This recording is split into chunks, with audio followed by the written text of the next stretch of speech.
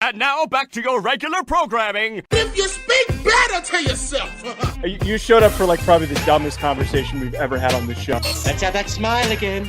Tell me how that happens. Physically should not happen. Relax. If you say it Give me as well. 3 times a day, God will line it up. He's just an absolute hack, and he gets his ass kicked by the teammates every week. It's just terrible. Welcome back to Hack City. Joe DeLeone, Sean Anderson, 2 former college football players from the University of Rhode Island. Today, we're gonna get into some fun headlines across the NFL. Kirk Cousins, no one wants him. Kirk Watch. Love being back on Kirk Watch. Kirk Cousins. His former team, Minnesota Vikings, apparently have their eyes on how soon they want to win a Super Bowl. And, of course, the Giants find new ways every single week to turn into a clown show. We've got a weird quote from their DC, and the reasoning behind it is even stupider. All that coming up and more. Before we get there, Sean, can you share with our listeners a word from ARG Sports? BetOnline is the world's most trusting betting platform and number one source for all your sports betting action. I'm going to have to pull that one. That one's one I'm going to have to pull.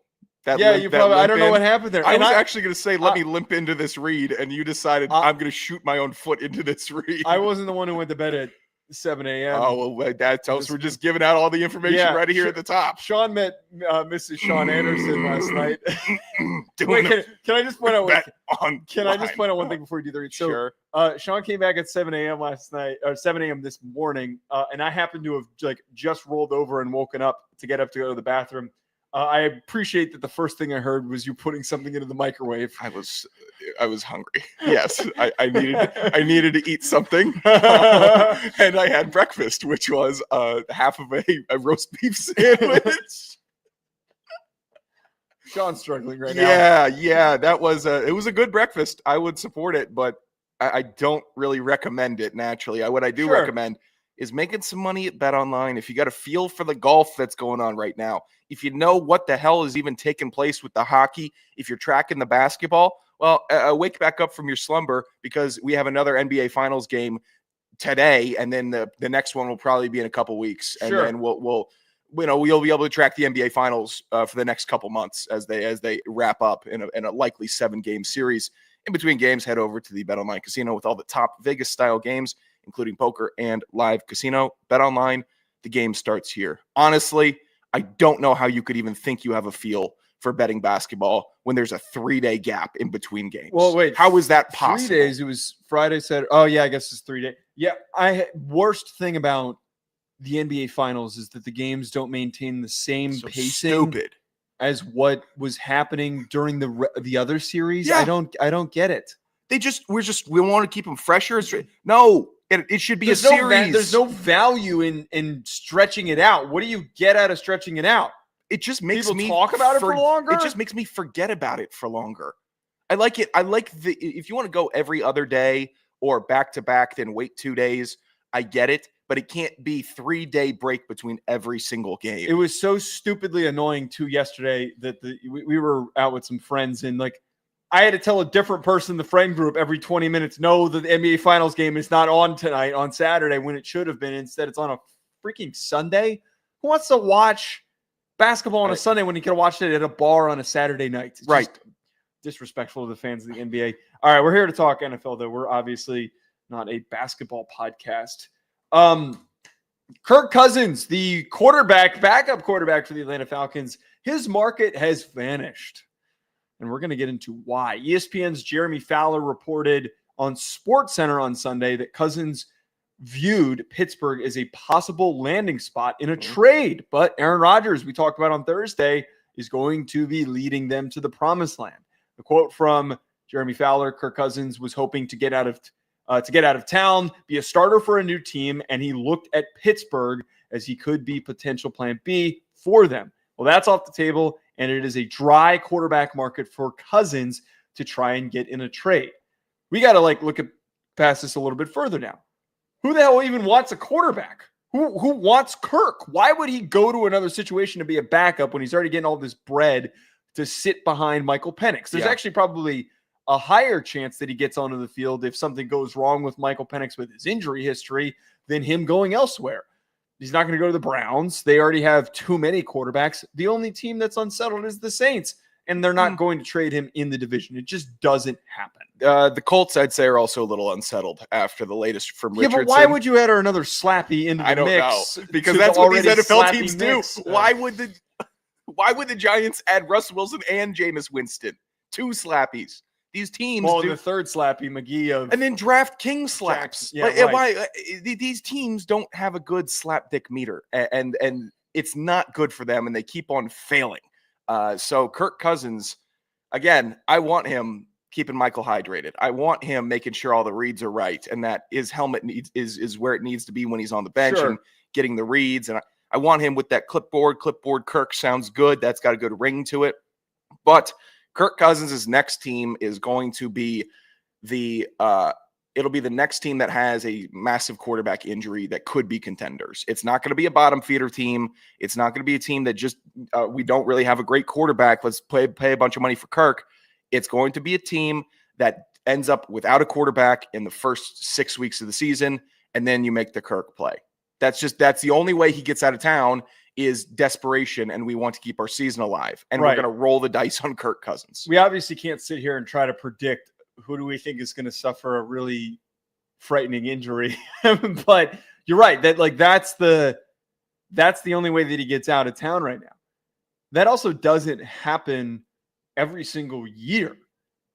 There's maybe the potential before the trade line if a team's got like a really good defense and their starting quarterback is ass. Like theoretically, that could happen with the Colts. Like we could get to the trade deadline and Richardson's bad. They've benched him, and Daniel Jones is Daniel Jones. We already all know that he's awful and has no instincts. He's got the instincts of a wood plank playing quarterback back there. So if they quickly realize, hey, why the hell did we spend all this money? Maybe they could go make a move. Instead of going backward to Richardson, you at least stay in the mix. There's potential for their defense to be pretty good this year.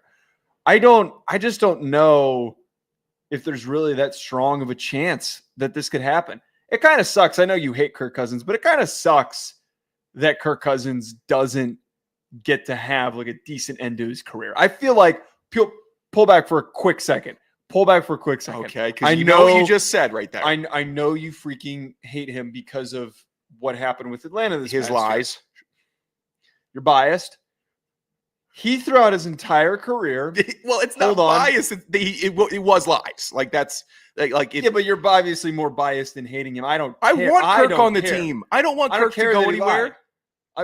No, you want him on the team. Him staying on the team is my whole point. Is like him getting screwed over and him getting the short end of the stick. Yeah, every step of the way for him, he has not been fulfilled. He has not earned. He's not been given what he had earned, is what I mean to say. Washington gets on the field, plays unexpectedly well after the whole RG3 injury and him not being available. He should have been paid and given a big contract to build around. They don't do it. They toy with him. They do the whole franchise tag thing for multiple years. It was nasty. It was incredibly nasty. We see him go to Minnesota. His time with Minnesota ends extremely ugly with him moving on and going to Atlanta.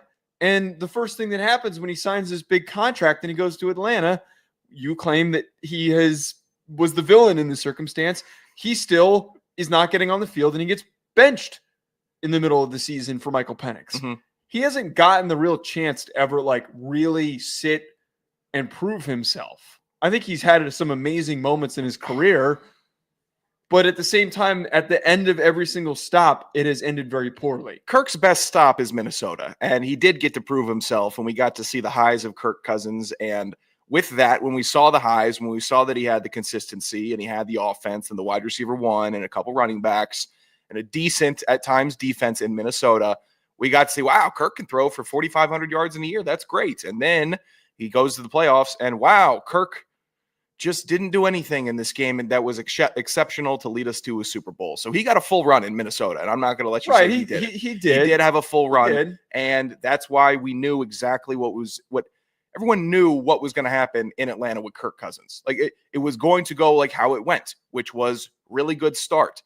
There's a lot of optimism. and then it falls off. The wheels fall off. And if we want to attribute that to Achilles stuff, then it's Achilles stuff. It was Achilles But we stuff. saw the same thing happen in Minnesota when he didn't have Achilles stuff.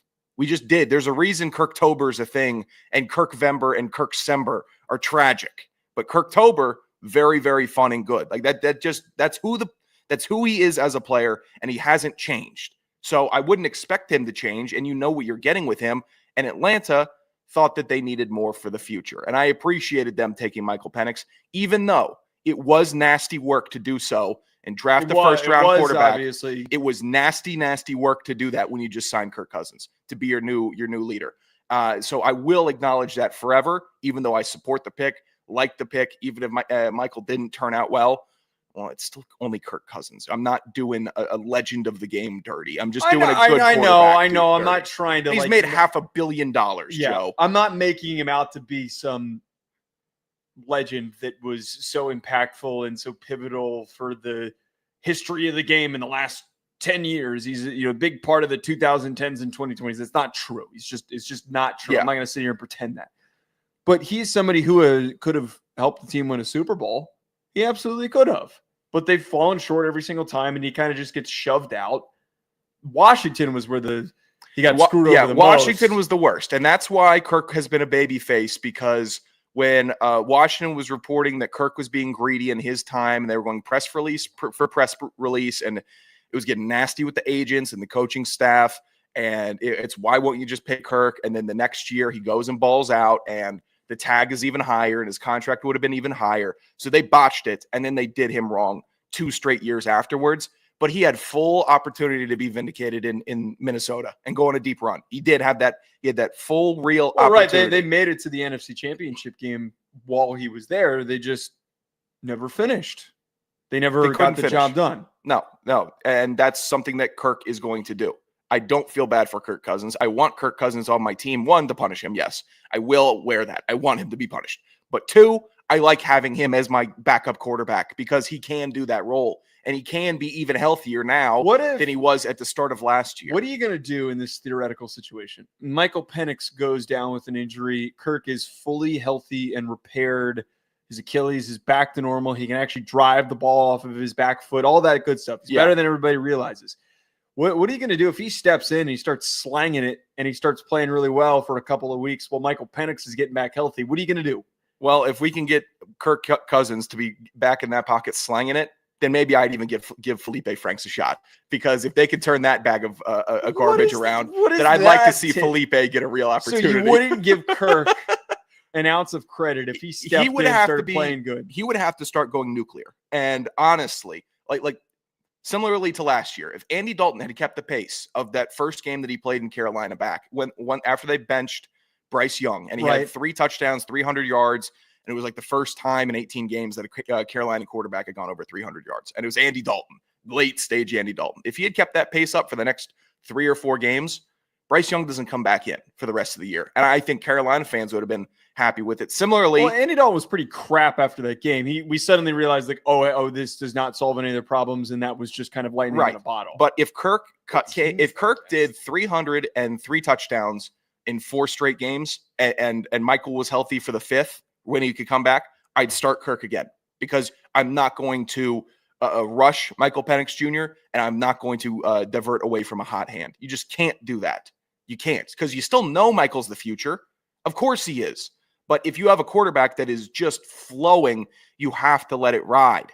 Oh, it was against the Raiders. Now I'm remembering this now, that Andy Dalton stepped in and it was like, whoa, 319 and 3 touchdowns. Red zone was 70% completion percentage. Whoa. That was a big day. That was like, huge Bryce day. Young's really is shit. He couldn't do anything. And here comes Andy Dalton in this offense. No, he was playing against the Raiders. Yeah. Everybody needed to. And then he couldn't. This is when everybody needed to realize, like, oh, that was just a really odd circumstance. And it was a one quick shot in a bottle. And Andy Dalton's actually really, really washed.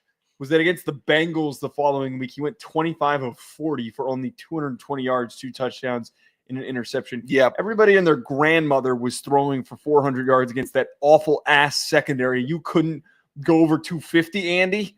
So wait, why is he Andy in the barrel now? I'm just saying. Andy Dalton did nothing wrong. But okay, to get back to Kirk though, I can't wait for this to happen because as much as I love Michael Penix, he is a bit injury prone. He's been injury prone in his career in college. He suffered serious injuries. Kirk's might step in at some point. Maybe even if it's just for a half or a quarter. It's fine. When he looks unbelievably good, I'm going to need you to eat those words. When Kirk does? Yeah. Oh, I you know what? I hope he looks good when he's stepping in for the second half and Atlanta's up 42-7. Just maintain the lead, we both pal. know that that's not going to happen. I know. It's Be going more to realistic. It's okay.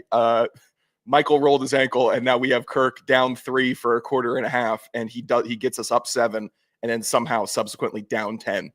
And then we lose. So that's how it would happen. And there's going to be a fumble. He's going to put that ball on the. I'm not going to call out a first game, first appearance Kirk Cousins interception. It will happen, but I'm not going to call it. He's going to be. I'm calling the brutal Kirk Cousins can't move out of the pocket. Fumble ball on the dirt. No, because that's not how sports work. Sports don't work that way. When something like this happens where he suddenly gets onto the field. He's going to be amazing. No, he's going to be amazing because then it's going to make every Falcons fan, including yourself, flustered because you don't know how to handle it. You don't know how to handle. What do you mean? I would know how to handle it. I don't think. Look at it. Oh, I'd be taking I would actually. I'm going to make sure we clip this and pull this back. Please do for that future moment. I will attach a nice little thumbnail that says best backup in the league, and then we're going to have a nice little video there, and it's going to be Kirk Cousins like a champion. His former team, though, we had Vocal Vike in the comments said, "Love this pod." We're about to piss him off. I know you're about to piss him off. I'm more optimistic about what the Vikings are going to do in the next 3 years, but I know you're going to say some crazy shit because you're extremely negative about the Minnesota Vikings. But the Vikings feel that they have a 3-year Super Bowl plan and window.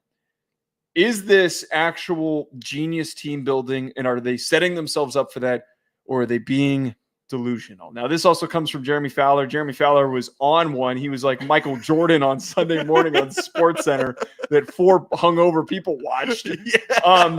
Giving a million quotes. The third topic almost was another Jeremy Fowler quote, and I was like, all right, we got to stop with this. It was about James Cook's contract situation. I was like, I can't do this. I think that was actually what I was watching when I fell asleep this morning. Oh, yeah? For my nighttime sleep was Jeremy Fowler giving me all the info. Fowler reported that the Vikings ultimately. By the way, I find it's very funny after the fact that Aaron Rodgers signs, and like so many reporters were weighing in about how Aaron Rodgers could have been the Vikings' backup quarterback. Like he just kept getting brought up all over the place. Like who cares? Who gives a shit? This is at least interesting to talk about because it sparks another conversation. He reported that they weren't that enamored with the idea of signing Aaron Rodgers because they saw this current stretch upcoming as a 3-year window right now to win a championship with a really good quarterback, was his words, they like on a rookie deal. The rookie deal is the key part. It is something that any franchise seeks out, the ability to win a championship before you have to waste all your money on paying your quarterback. McCarthy's salary cap hit right now is going to be between now and 2027, it maxes out at $7 million. If they brought back Darnold, that would have been $33.5 million, hence why they did not bring him back. All that being said, delusional, brilliance. Do you think that they're going to get a Super Bowl in the next 3 years? It's delusional to say it right now. It's delusional to say it ahead of this season when right now in your own division, Minnesota, you have in the NFC North, Minnesota is fielding the worst quarterback in the division. How could you make a prediction that you would have a real Super Bowl window when you don't have at least the second best quarterback in your division? Is it hard? Is the NFC North good right now? Yes and yes. But it is delusional as hell. Before even seeing J.J. McCarthy on the field in the NFL game live bullets to say we have a 3-year window, because it could be a 5-year window or it could be we don't have a window. But to say 3 years, that is just some GM talk trying to keep your guys up. That's all it is, because you got an unproven commodity. And I was watching that film from him. That ball, I don't like where he's at, where his wind-up motion, this long extended release, don't like it. He needs to shorten that up. He's going to get eaten alive. I reject everything you just said. Sure. I liken what the Vikings could do could be like when the Jared Goff Rams got to the Super Bowl against the Patriots. Now, they didn't win, but they got there. I don't remember off the top of my head if he was still on his rookie deal, but the reason why I'm making this comparison is at the time, Jared Goff wasn't a fully baked quarterback yet. Very similar to JJ McCarthy. A few years into his career, he was at the point where we saw some of the, hey, he can be a pretty good starting quarterback in the NFL, but he's not really taking his team over the top. He's not taking the offense over the top. They got that far because of their defense. And their offense was able to succeed on that playoff run and during that season because Sean McVay was just such a brilliant play caller. Kevin O'Connell, no one's going to sit here on this podcast. I hope you're not going to. No one's going to argue against the statement that Kevin O'Connell is a top 3 offensive mind in the NFL right now. He is top 5. Sorry, let me be a little more conservative. Top 5, I will not have a challenge for that. Top 5 without sitting here wasting our time trying to rattle off who fits in that 5. Top 5 at the bare minimum, one of the most brilliant offensive minds in the NFL considering what he turned Sam Darnold into this past year unexpectedly. If you can tap into the skill set of JJ McCarthy as he's still trying to figure stuff out, by year 3, before you have to give him that massive ass contract, you spend all this money. And this is what I kept bringing up to you during free agency, why I thought that they did a fantastic job in free agency. Keep spending the money on offensive linemen. Keep spending the money on running backs like Aaron Jones. In 3 years, you're going to be looking for a new guy. Spend it on the biggest free agent running back you can find. More defensive pieces as you flesh out this dominant elite defense that Brian Flores is coaching. And hopefully he doesn't sneak away to a new team, which probably will end up happening if he gets a head coaching gig. There is a path to be like that Rams team. I don't think this is crazy. I don't think this is delusional. You don't need JJ McCarthy to be the driving force for your team's success, especially for the fact that he's thrown to Justin freaking Jefferson and he can make mistakes and Justin Jefferson can bail him out. I'm working through some of the machinations here because what you said is not untrue. The Vikings have built and cultivated a very, very impressive NFL roster. And I am trying to right now picture in my mind the scenarios of the Vikings-Eagles game, NFC Championship, and how JJ McCarthy leads that team over the Eagles, and then also in your to your side, how the Eagles could fall to the Vikings defense. Like I'm working through it. I'm not seeing a lot of the lights for the JJ McCarthy just deciding to go God mode. If this is a situation where the Vikings defense, they roll out a top 3 units and they just nobody can pass on them. You can't run on them and they just work really well. Maybe you have a shot, but I am not seeing a JJ McCarthy gets past the Buccaneers in the playoffs. I'm not seeing him getting past the Rams. It's too, he's too unproven. We haven't seen him.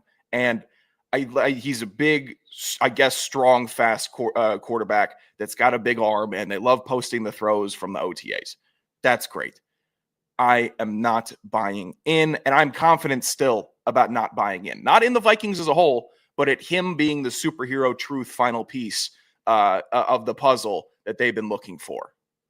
It was year 3 of Jared Goff when they reached the Super Bowl. He had a good year in terms of passing yardage, threw for 4,600 yards, 32 touchdowns, 12 interceptions. It's a great year. Not a great ratio, though, for touchdowns and interceptions. He played very well that year, but a lot of qualms that people had, and especially in the Super Bowl, he didn't step up to the plate. And that was what kind of started, sticking in everybody's head of like, can they win the Super Bowl with Jared Goff? We all know that the end result there was Matthew Stafford. They went and traded Matthew Stafford. They sent Jared Goff to the Lions. The rest is history on how things have shaped out. Jared Goff has since reproven himself. But what I'm getting at is that if by his 3rd year as a starter, that's all we're asking for. 3rd year as a starter, JJ McCarthy. He had this year to sit, learn the game, learn the expectations, get everything around you, figure everything out. See what it goes into the preparation. And I don't think that this is a guy that we'd ever worry about being caught out at the club. I think this is a maniac. I think that this guy is a complete psycho. He needs to wake up and meditate and do his weird stuff, which power to you, JJ McCarthy. That is what breeds great quarterbacks, not the ones who are out dicking around on Friday, Saturday nights, a game week. He needs to set himself up for success here. I think that if he continues to put in that level of preparation, he can have maybe not 4,600 yards, but he can be a good piece, but not the main reason for their success. 2018, who was the best player on the Rams? Offensively. Ooh. Was that Cup year? Was it Cooper Kupp was the best? No, that was Todd Gurley was still on the team. Yeah. I think he was still on the team in 2018. Yeah, you're correct. Todd Gurley was. They don't have a Todd Gurley though in Minnesota. Todd Gurley, that was a primo Todd Gurley. At 2018, he had 17 touchdowns. He had 1,200 yards rushing, and then receiving. It wasn't as good as his 2017 year where everyone was saying that he should have won MVP, and he had the 2,000 yards from scrimmage, but he still had a very good year. But Todd Gurley was the reason why their offense was good. Yes, and Hamza's making a good point right now in the chat. Sean, you don't think JJ is good, but KOC believes he'll be very, very, very good. Who do I believe? You or KOC? Well, you should believe KOC. Yeah, seriously. You should believe KOC because he's a head coach and he's with the guy. Well, actually, but if you are someone that has like an inkling of doubt, like myself, then you should acknowledge it and not just go blindly by a head coach trying to stand by his player, which they do often. I'm KOC saying he's a good quarterback is just a good coaching move by KOC to keep everyone up and happy. Right. It doesn't mean that KOC isn't mother effing him in meetings when he's messing up or doing other things like that. Which he's probably not doing. He probably wants him to build some confidence. He's a young kid, but I agree with what Hamza is saying. But the counterpoint to that is, though, and I love talking about sunk cost fallacy because it's something that's not talked about enough in sports. You can talk yourself into thinking that he's better than he actually is. You're obviously going to go out there and speak confidently of what I would hope that he a coach is. would He hasn't that. played. I yet. need a coach to do that. Yeah, I would continue to speak positively on JJ McCarthy because you want him to feel confident in himself, speak publicly great about him. He hasn't done anything for long enough for us to worry at any point. There's nothing to ever worry about because he hasn't gotten on the field. Even if he looks messy in an OTA practice, it's like, who cares? Well, no, I don't think he's looking messy. I think he's the OTA's touchdown leader at 42 through the first week. Did somebody track that? I don't know how tracked it was, but it was just about, I think, the quarterback's getting hype in OTAs. That actually would be a hilarious bit, but I don't know how he would go about tracking that. Like, just make a bunch of graphics that are like... Oh, you'd have to be deep on the 3-2-1 reporters and trying to find their numbers of the live period. Right. God, that would be a break. That would be awesome. OTA touchdown to interception ratio. But that I'm going back to your Jared Goff number when he his third year, 4,600 passing yards. McCarthy doesn't get that. But if McCarthy, he doesn't get 32 touchdowns and 12 picks. But if McCarthy this year stays around 12 turnovers, next year stays around 12 turnovers. That's a good 2 first years for me. If one of these next 2 years he can throw for 4,000 yards, more than that. He's probably going to have more than 12. I would say so also. But for the benchmark of me flipping my stance on and believing in McCarthy, first I got to see it. I just have to watch how the guy operates, and then I'll know. But numbers wise, because all the pencil pushers on NFL Twitter need the numbers and stuff. If he throws for 4,000 yards in one of these first 2 seasons. If he throws for, I'll give around 30 touchdowns in one of these first 2 seasons and keeps the interceptions, turnovers around the low teens, then you might have a guy, and I might sign off on it. But I would argue that, but I don't think he comes close to 4,000. Guy that would. I don't think he comes close to 4,000 this year. I think he probably throws for maybe 20 touchdowns, and I don't think he has a big year. But he's basically a rookie, and it's going to be very tough to also say, KOC will probably draw him up 20 easy ones throughout the course of a year. Before we move on to the Giants, the way that I see this upcoming year for him, I think it's listed that he's going to have a fantastic year. I think he's just not going to have a bad one. I think that Kevin O'Connell is great at limiting quarterback mistakes, which is why Sam Darnold had as good of a year as he did. I think that should be the expectation. Not a year where we're going, oh geez, this isn't looking great. He's not going to start going down the Daniel Jones path where we're like well, there were a lot of bright spots, but a lot of weird wonky shit. But I think that it's more so he's probably going to play clean. He probably won't even have a crazy amount of turnovers, but he's not. I don't think he's going to go over 30 passing touchdowns. Do you think he kind of looks like Caleb this last year, where there was some weirdness, but you saw that Caleb was working, and his stat line was still great. Yeah, you look at it and you're like, oh, that was a pretty good stat line. Caleb had some really weird moments, some confusing moments, and I think he got sold out by his team a lot of the time. And I think that the Chicago offense was vastly worse than whatever Minnesota is going to be operating with. But if he looks a little bit like Caleb Williams last year, I'd have hope. I think he looks worse. I just think he will. All right. Well, I'm trying to be optimistic about the Vikings. I am not optimistic about what the New York Giants are going to do this year. The Giants are becoming the NFL's favorite punchline. Once a week, we can find a fun, stupid, awful headline that just helps us really sink in how much of a circus they are becoming. You see the OTA fights, not even fights in training camp. We've got fights. Oh, you're jumping on my lead here. OTAs. Yeah. This quote was so stupid. Shane Bowen's a good defensive coordinator. He talked about this week how he wants the Giants defense to be like a bunch of pirates. He has the Giants defenders celebrating turnovers during their organized team activities by depositing footballs into a treasure chest. And apparently Bowen was asked about the new tradition during a press conference, and he said he got inspiration from his son playing on the Pirates in his T-ball league. He's using the chest to motivate players after the Giants forced just 15 turnovers a year ago. His quote, "We've got to be better at takeaways somehow. We've got an idea of piracy, violent, attacking to steal possessions or goods right. You'll hear our guys say it. I say it ad nauseum. Be a damn pirate. We've got to find ways to get the ball," and so forth. Let me just be normal. This team sucked. This team, awful. Defense was the only bright spot. It ended up because they were on the field so often by the end of last year, having a couple of weak spots. Yeah. The secondary, Deontay Banks, didn't play up to expectation. Could we just play some damn football? No, you're Pirates, Joe. You guys are Pirates, and then afterward, in a couple months, you guys will be aliens on Mars because the kid is now into an outer space phase, and that's how your team is going to be built. I can't believe T-ball was the inspiration. T-ball was the inspiration for this. Also, how do you derive the pirate thing because your kid was playing on the Pirates in T-ball? That is a lot of mental gymnastics to get to there. It's so incredible to think of how respected the New York Giants were not too long ago, fielding competent teams with great players, OCU Manuras, guys that you forget about, but were massive impact players. And now they're playing Pirates. You're not just an unserious franchise. You haven't just lost that badge off of your nice decorative suit. That is gone. You are in the "we can't respect you" category. Who else is saying, I need another team, Joe? Just another team to do something like this. It's always the Giants. Why is it always you guys? I'm trying to remember. This is not sustainable. It's just not. I'm trying to remember what it was that this reminds me of when Joe Judge a couple of years ago, it came out what he was doing in the offseason training and preparation, training camp, and in OTAs.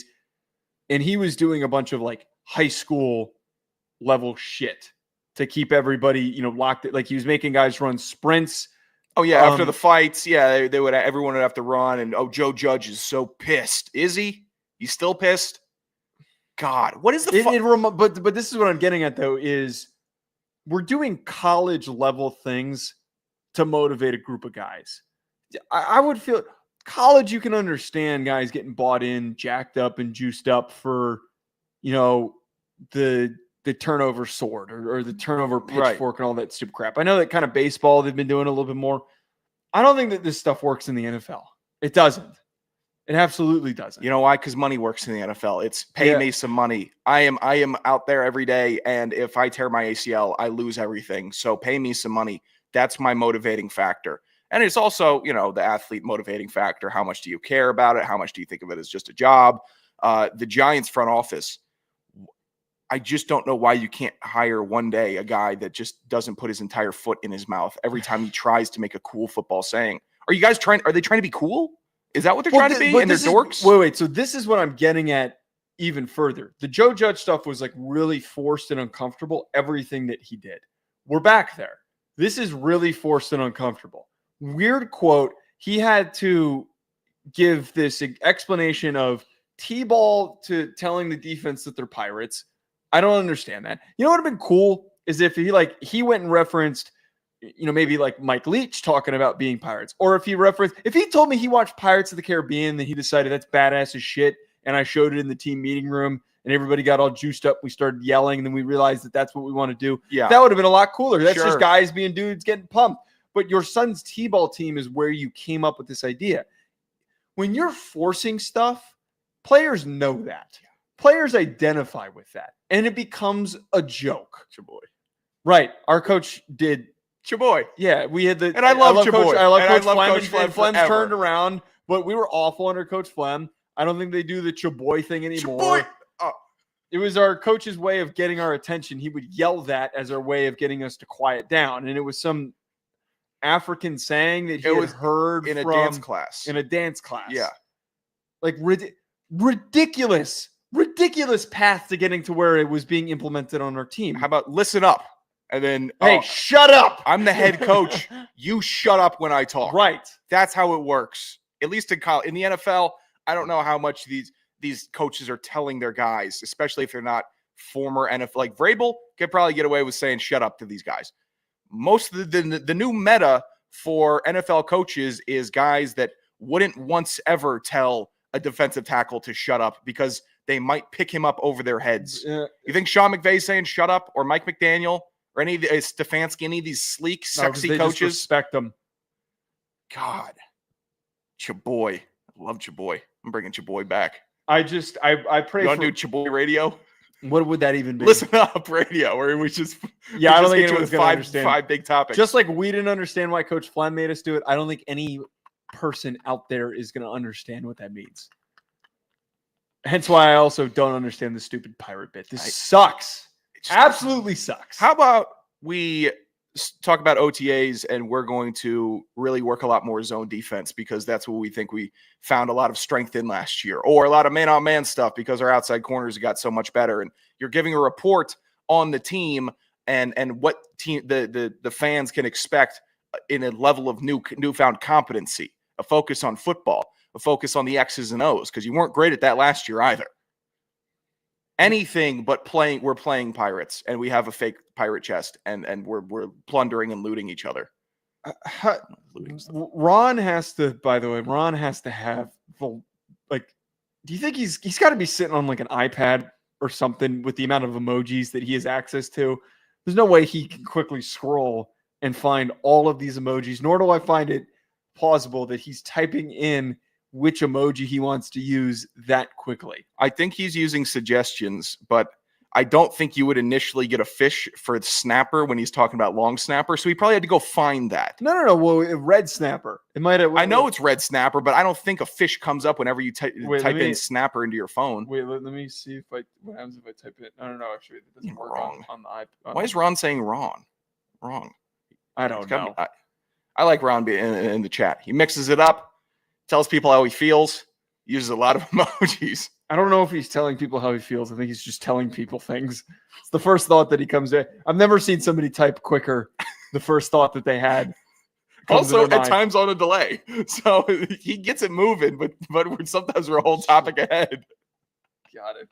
Well, Ron, I appreciate you helping the algorithm out here with the amount of times that you type in. Yeah. I don't know if it's good or bad for us. No idea. They might think he's a bot. He might not be a real person. I have no idea. If we got 1,000 Rons, we'd be unstoppable. Oh, if we would. That chat would be 1,000 Rons. The chat would be. It would be absolute AIDS if it was just 100 people typing every single thought that they had. I need a couple more David Flacco berries who's making good points. I need a couple more people that are stumbling on the show for the topics we're talking about. Other than that, I want 1,000 Rons, and that's all. The chat wouldn't be readable. It wouldn't be readable. Exactly. All right, let's get to Hack of the Week every single week, where we find somebody who was an enormous hack. I found this on Twitter this morning. No media related hacks that I had this week, but this pissed me off. This tweet from @SSS museums should be open till like midnight. I don't want to go to the club. I want to go look at art or fossils. This is the one type of person that I have the largest disdain for are the pseudo-intellectuals. I want to go look at art or fossils is all I needed to read in this statement to realize that you're a dumbass. I need to go look at art or fossils. Those are the two things that would consume my Saturday night. Yeah. Art and fossils. That's the exact layer of depth he's given you. Go watch What a loser. Night at the Museum every single Saturday night if you really want to do this. This is one of the dumbest things that I hate when people try to put this out there to make it seem like they've got a real sophisticated life going on. You're probably the most annoying person in your friend group. Art expositions open at night. If there's like a gallery and you could probably find could find tons of art at night. You really can't hide from it. But a museum, you're just trying to have a quirky take and be that dude that's like, oh no, I don't do the going out thing. I read on the subway and I I teach myself how to. It's I cry, listen to the Phoebe Bridgers in the shower guy. It's the worst, really the worst archetype that we have. And when I see these guys and people say like this, all I want to do, and this is also projection for myself, is grab them around the neck and say, go build something with your hands. Go do something with your hands. This is the vibe that I get whenever I visit my girlfriend at business school. Like, this is the vibe that I get from like a demo of some of the people there. They just think that they're like ultra sophisticated because they're going to an elite school for business school. And it's like, I can't listen to you talk. I can't listen to the words coming out of your mouth. There's no way that you're a real person. There's no way that you think these things. Who wants to spend time around you? I don't need to send you this guy to the mines because he wouldn't like that. But if you're going to say, I want to be at museums at night so I can look at art and fossils, I need you to be painting. I need you to be doing something. Get active. I need you to be creating something in that space for you to talk like that. Because there's no shot you're doing it. There's no way you're committing yourself to like learning how to write poetry or do anything in that form of art that you want to go enjoy on a Saturday night. Mm-mm. You need to actually start living that bit. Because you know what? I live my bit, not going to the museum and going to bars.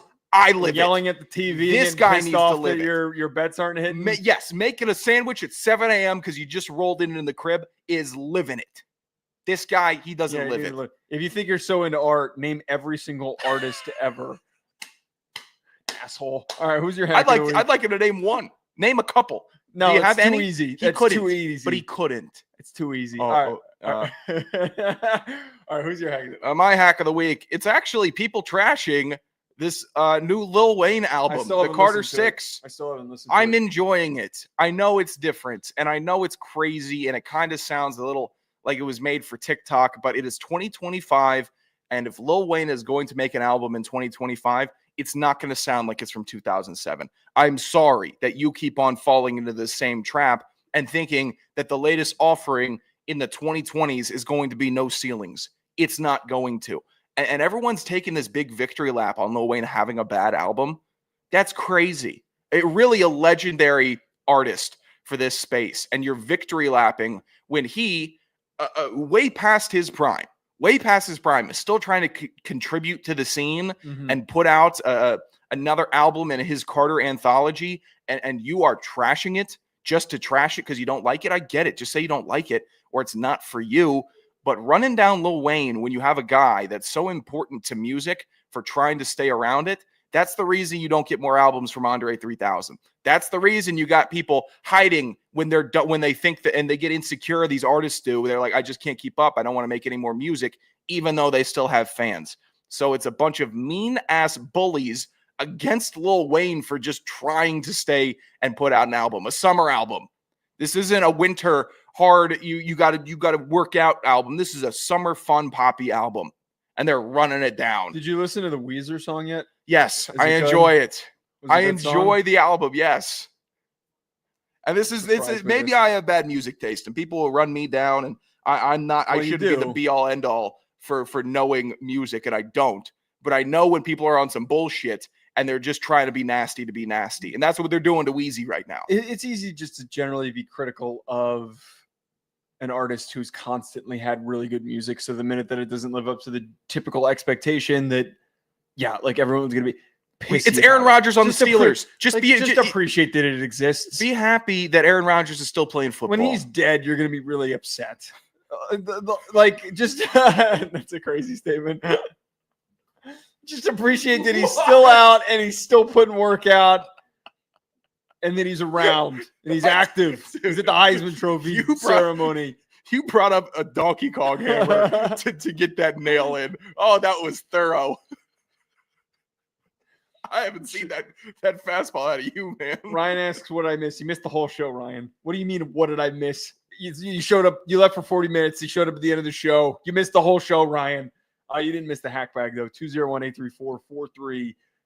Did any of my drunk idiot friends call in like they said they were going to? Of course they did not. Oh, did anyone call in? The mail. It means yes. The It mail means yes. never We got a stops. call. We got a phone call. This is the Hack Bag. Hit us on Twitter for questions or call at 201-834-4308. Did we get a phone call? We did not get a phone call. So my favorite bit is going out and people that are aware of me and Joe doing this show, and they love asking questions about it and commenting on it. And I'd love to get involved. I'd love to call in. I'll call in. I'll send a quick question, a message. They don't. Nope. You people don't, and it's fine. And that's why when I operate in my real life, it's not all about the show, because it just brings in people to lie to you, to not follow up or follow through. Nope. 201 audience at 834-4308. Call in, assholes. First question from Chester. Yeah. How sweet would it be if the Bahamas Bowl was at the Kibbe Dome? Well, we brought this up last week. I don't know how we haven't produced a bowl game in the Kibbe Dome. You tell me that one sicko wouldn't try and push for that. If there was a real college football fan, they would put a bowl game in the Kibbe Dome. Nobody goes to some of these shit bowl games anyways. Yeah. There's like 4 people in the stands sometimes for the Boca Raton, whatever that one is, that bowl game. The Bad Boy Bowl's always awful. The one in Fenway is empty, and it's in Yeah. Fenway in Boston. Put in the Kibbe Dome. I bet you'll pack that shit. You know why? Because it's a game in Boston in those cold ass, hard ass seats, and you don't know the teams that well, and so it doesn't work. I'd love to see it at the Kibbe Dome. Yeah. I love the Kibbe Dome. People love the Kibbe Dome. Burn the Kibbe Dome down. This is not we're to the college leaders, speaking directly to you. We're not trying to Morbius you. We are not trying to Morbius you. This is something authentic that people would like. And we're not trying to have like no Area 51 storm raid and there's 30 people. No, people will show up to a Kibbe Dome Bahamas Bowl. They will. I'm certain of it. Do they not have? Sorry, I don't mean to cut you off. I was curious to see. The first thought that I had in my mind was that, like, I wonder what the concerts are like. Loud, I'm sure. No, I don't think that they have any. I don't see any that, like, when you click into like SeatGeek, all that comes up is their football schedule. That's upsetting. I mean, those PA announcers in that stadium have to be so distorted You just got a and big so tin-ass crackly. roof. Yeah, tin roof, and it's all the reverb. And there's also people in there making noise. I mean, it has to sound like a 1950s Awful. war signal, like a real deal old radio broadcast. Oh, you open one of the doors and it's just like a whoosh of just echo. I'm sure it's The fine. worst shrieking. What's the word I'm looking for? Feedback. Oh sound yeah. ever Do you think created. they have? God, I want to go so badly and just take a look at their audio setup. And I bet they have massive speakers hanging right from the roof, and it's just rolling. Wait. There has to be, because there's always one. There has to be one spot in that stadium where the audio quality is the worst, and you are getting the worst. All the reverb and how the waves bounce at you, like it has to hit you like a ton of bricks. Probably closer to the field, it sounds okay, but if you're up way high, that has to be a nightmare. Wait 1 second. Top floor security personnel getting tinnitus in the Kibbe Dome. Wait. God damn it! This stupid thing doesn't work. What are you looking for? Well, I was trying to point to you and show that those are the speakers. Oh, the speakers look like they're just hanging loosely, oddly low from the ceiling. Those don't even look like your typical stadium speakers. That look like some guy like named Rick was like, "Hey, I got something we can hang from the ceiling." God, that's awesome. Just put a bowl game in there, man. Do something fun with it. I'm trying to think if they could do something at the Kibbe Dome, like that Silent Night game where everyone throws the toilet paper out after the 10th point. They should play a game in the dark in there. But like a 1 o'clock kickoff, but like turn all the lights off. Oh, like an indoor night game almost. Find a way to do that. That would be sick. Because they got the That's window. innovative. They got like the window on the far side where the light leans in. We're playing natural light football today. Half the field's just like dim as shit. You can't see anything. That's great. Everyone can't see a couple feet in front of them, but you can kind of see enough. I would love it for that. That's a great idea, Joe. Like these boxing stadiums and UFC events, those lights, it goes right straight down onto the octagon. And that's what you're seeing, and everyone else is dark. The Kibby Dome should just light the field and have everyone else be nice, loud maniacs. And if it gets a little too dark, everyone just pulls out their phones. Sure. Light the field that way. Well, it's kind of like, have you ever been like one of those athletic sports bubbles at the, whenever the, like 7 a.m. when they're first opening it up, you're like one of the group that's opening up the bubble for baseball practice or football or something like that. It's like being in one of those spots when like, you could see in front of you, but it's just dark as shit. They haven't turned the lights on yet. I'd have so much fun if I was doing that. Yeah. I've been to night football games. They're great. But those in a night football game. God, if you could turn an indoor football game that's late at night into like, make it look like, oh, that'd be awesome. Why has no one done that? Well, I think because we look like shit. Why would it look? No, that'd be a great experience. That'd be a great viewing experience. And I bet people. Well, I don't think everyone has the vision. I don't think anyone has the vision like we do. You're all problems. Also, I forgot about that. If you're left in the dark, you're gonna punch each other in the back of the head, and you're talking about Idaho. You know what? Not even the Idahoans. I'm thinking of like if it was a Arizona Cardinals game. And they were able to do this. New team creator. All of those fans would just start, being awful people. And I forgot that I can't trust you. No, but Idaho especially, I think that they would. You had your shot with 10-cent beer night. You had your shot to prove that. Could you imagine? Oh my God, we've just. So when private equity this is a long take here. When private equity gets into sports, hopefully we'll be making enough money that we can buy the University of Idaho football program. Oh, with nice. The University of Idaho football program, we are going to implement 10-cent beer night in the Kibby Dome, and we are not going to turn the lights on for a 1:00 kickoff. Thoughts? Wow. People will die probably.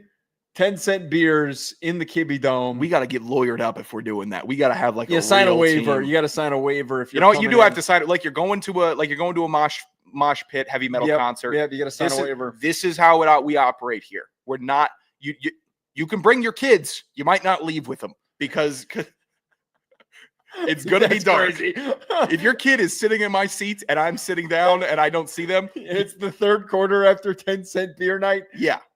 And I've been bringing back 6 beers every single time because that's the implemented limit per trip. Yeah, I was able to go under my car seats and find enough change so that I could get proper drunk at an Idaho game. People will die. People will die if they got to sign those waivers, man. Oh we are not trying to have people die or obviously make it an unsafe event. But we have to have. Wait, okay. We have to lawyer up. Simple mitigation here. Everybody gets complimentary pillows, a pillow helmet. Like it's just like a big cushion pillow helmet, so nobody can hit anybody in the head. Everybody's got to wear. What are we putting them in? Like big cushion, like comedy style boxing gloves. That's just going to entice them to punch each other. But they're not going to hurt each other. Yes, they will. No, they won't. Yes. They're going to hit each other with pillows. What if now we're having a pillow fight in the stands? Or like, what if we cushion the whole stadium like it's an insane asylum? Like the whole, like all those seats, we don't put cushions on their heads and their hands, but instead, like all the seats are just pillows. Like it's just all pillowed up everywhere. And there's a big barrier that they can't jump onto the field. Do you know how vicious the last pillow fight was that I got in? How absolutely vicious it was. People were crying. Men were crying because of how hard. Because here's the thing. We would also have to issue the pillows ourselves because if anyone gets a real pillow that they know and they have, like someone's gonna put a bunch of pennies. You can ball it up. The pennies that they brought to buy beers, they're gonna put them in the pillowcase. I saw multiple concussions in a span of 30 seconds in a pillow fight. I mean, real deal. Real deal. If we had up the seats in the stadium, that wouldn't help us. I don't know why you're putting the fans in the Guardian caps in the stands. I don't know why we're doing that. Because that gives we're almost walking we've almost come full circle into acknowledging the real dangers of football, which is the crown of the helmet. And when they're given access not a problem. of the crown of the helmet, I don't give a shit about that. They're going to lead with it because it becomes a weapon. That doesn't mean anything to me. Well, I'm saying I don't give a shit about player safety. That doesn't mean anything to me. That's meaningless. Whatever happens on the field happens on the field. If they want to buy a 10-cent beer, they're also welcome to. The players? The players can. They can't drink during our game. As long as they're of age. No, they cannot do that. They need to play some football. No, the officials are they're encouraged. They need to be sober because they need to get out alive. How can we keep them safe from killing each other?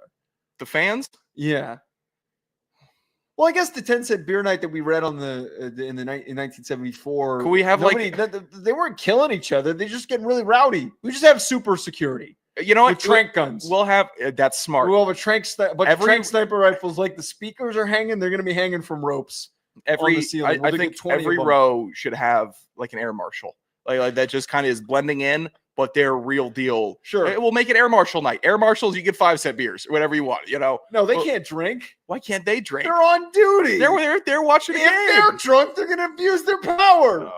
You think so? Yes. Oh, I have never. If I had power like that in this situation, I was drunk. The first thing I would think is, man, I should really abuse this right now. I'm shocked that no one has ever romanticized the idea of being an air marshal because you're just kind of sitting there like a man of mystery. It doesn't sound fun. You're a man of mystery on the plane. I don't think anyone romanticizes it because I don't think you're allowed to talk about it. Actually, you probably shouldn't You probably should not romanticize being an anti-terror agent at a very volatile moment. Yeah, you can't. Nobody knows who an air marshal is because you got to keep it hidden. But if you're super qualified and you're like, well, I'm just flying all over the place and I get to travel and do all, it's almost like can we get back on track here? Sure. Okay, so the air marshal thing there's one per row because that was the problem I had with the 1970. I didn't mean to cut you off, by the way. The 1974 issue. The 1974 issue that they referenced that there wasn't enough security. So if we just have too much security and a bunch of trank guns, and then you sign a waiver that approves that you might get shot with a tranquilizer dart if you get too rowdy, then that keeps everybody kind of in check. But I would almost need to see. What if there were seat belts? Everybody's got to have their seatbelt on before the game. And if you get up out of if you start getting rowdy and you take your seatbelt off, you get shot with a trank gun. This is starting to actually feel more and more like a Mr. Beast hosted a football game. No. This feels Mr. Beast sucks. No. He's not as creative as we are. Mr. Beast sucks? Yeah, you like Mr. Beast? I don't hate Mr. Beast. He doesn't have the creativity that I have.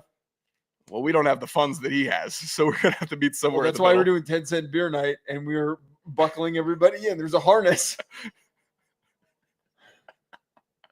I think that's the solution. One security, one air marshal per row, seat belts. Do you know how unhappy I'd be if I was sitting down at a football game and someone told me to put a seatbelt on in my chair? I wouldn't. You know how unhappy I'd be? I wouldn't be. Would you be unhappy? I would. It would be like a cartoon anger where the whole face fills with blood and there's smoke out of the ears. Would you be unhappy if you were able to come back to your seat with 6 beers every single time? 6 beers for 60 cents? Yeah. That's not $1. I almost said for $1. But yeah, for 60 cents, that's an hour. 60 into an hour. There would be destruction. 10-cent beer night is just. I think the seatbelt's the solution. We had a real chance in the 70s to make ourselves a proper country and prove. Like we had one shot. We had the chance to blow. And we had the opportunity. Only comes once in a lifetime. And they decided to start throwing batteries on the field, and then everyone had to lose yourself in the moment. They lost themselves in the moment, and now we're paying for it. Well, but this is why I want to bring it back, and we need to find. And I think that the Kibbe Dome is the right. The reason why the Kibbe Dome is the right setting to do it is that if somehow we mess up, we just lock the doors. Like if it turns into an unmitigated disaster, we just lock the doors. So you're turning the Kibbe Dome escape route for the players. So it's Kibbe Dome is Jonestown. That's how it becomes. Jesus Christ, Joe, you have made You were on a heater of just a string of awful idea after awful idea. The seatbelt idea is a good terrible. idea. What are your Why? worst in a while? Why is What are that your a bad worst in a long Tell time? me why it's a bad idea. Because drunk drivers don't drive with their seatbelts on. So if you got drunk people in there anyways, they're just gonna be popping them off. It's not gonna stay They're on. not driving. But it's the principle. You don't have somebody with a trank gun pointed at them saying, "Hey, put that back on." They're getting rowdy. The trank gun was maybe the only real productive thing that you added into this Kibby Dome discussion. Because that's nice and easy. We don't need to have people getting choked out, but a nice little trank dart, and then I'm done for. Pop, down. I bet they got. I bet the Kibby Dome, their holding place for rowdy fans, that has to be like a cage down there. I mean, it's like underneath the stadium. It's like in a labyrinth. It's right underneath. They put it's like a mouse. They stick them in a maze. You get dropped in. You can only escape the Kibby Dome when you are sober enough. That's how it is. It is a maze. They probably have a Sarlacc pit in the. Hold on. Let me Jabba the Hutt. Oh, so so Star Wars. There we go. In. Okay, I got that right. Yeah, Finally, got a Star Wars reference. Yeah, they just drop them in, and there's a big scary monster. Star Wars Blue, by the way. I still haven't finished the third movie. I just don't have the interest. It lost me so bad. The third movie. Oh, the episode 6. I just don't have one of the prequel or the sequels or the original trilogy. I don't fucking know. The original trilogy. It's rough. All right, we'll get to the next question on Tuesday. Oh, yeah, that's Wednesday. evergreen. Tuesday, 201-834-4308 at Hack City Pod, at Joe DeLeone, at Sanderson Radio. We'll talk to you later.